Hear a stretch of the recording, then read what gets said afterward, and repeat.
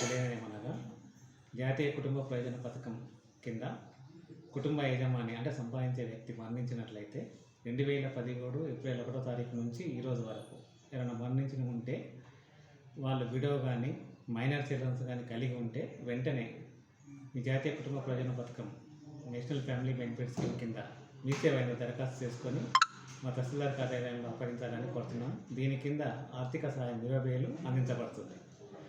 కావున అర్హత గల కుటుంబాలందరూ దరఖాస్తు చేసుకోవాల్సిందిగా కోరుతున్నాం. సంబంధించి మరణ ధృవపత్రం 1, కుటుంబ సభ్యుల ధృవీకరణ పత్రం 1, రేషన్ కార్డు, ఆధార్ కార్డు, మీ ఫైనాన్షియల్ స్టేటస్ ఏమి ఉంటుంది పెట్టి ఇన్కమ్ సర్టిఫికేట్ పెట్టి సబ్మిట్ చేయాలి.